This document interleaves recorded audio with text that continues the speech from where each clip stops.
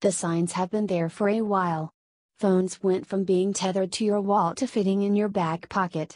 Computers went from desks to laps.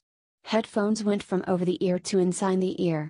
If there's a trend in technology, it is this: go small.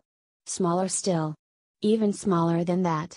Devices may start disappearing altogether. In fact, in the very near future, because of microchipping, our technology will, literally, be part of our skin. It starts with the microchip. Your pet probably already has one, but the technology has very different applications for Tuesday the cat than it does for humans. Pets' microchips help identify them if they get lost.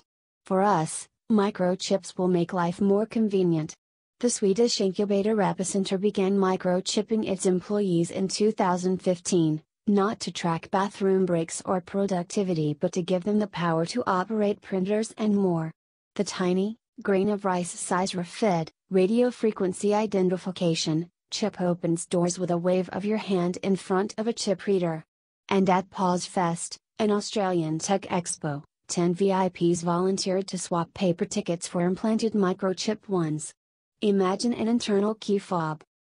The RFID chip isn't the only technology being used.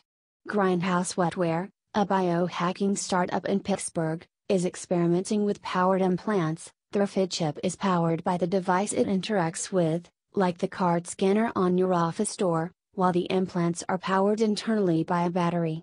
Co-founder Tim Cannon inserted a monitor slightly smaller than a stack of credit cards into his forearm that would read his temperature and, through Bluetooth, transmit that information to his Android. The monitor, called Circadia, can be used to control a Bluetooth thermostat or to call an ambulance if Cannon's temperature spikes or drops too suddenly. This was to prove that we could design and implant a subdermal device in the body for non-medical purposes, says Ryan O'Shea, a spokesperson for Grindhouse Wetware. We're looking at what abilities humans could have evolved to have biologically but didn't, he says, pausing. Like bioluminescence. This is where skin technology meets cosmetics. There's a green LED light on the Circadia that we put there for purely practical purposes, to tell if the device was connected to Bluetooth, O'Shea says. But the light kind of backlit a tattoo on his arm, and people got very excited. That led to the development of Northstar, a device that sits under the skin on the top of your hand and lights up in the shape of a red star. And that's all there is to it. Aesthetics. Version 2 of this device will include gesture recognition. You can gesture with your hands and kick off a reaction, like starting your car, locking your doors, or turning your lights on, says O'Shea. For Grindhouse Wetware, technology as a form of fashionable expression was a happy accident.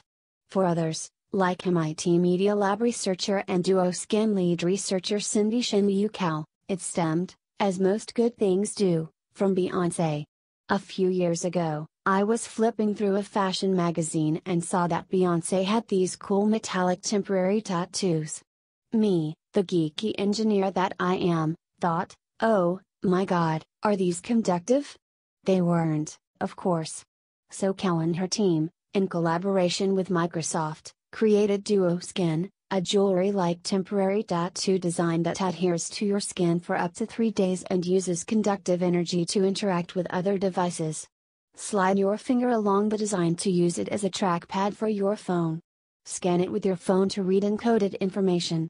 Designer Christopher Bevins used Kao's technology for his 2017 menswear show. Models wore DuoSkin while they walked around the room, and audience members could scan them to find out more about the clothes they were wearing.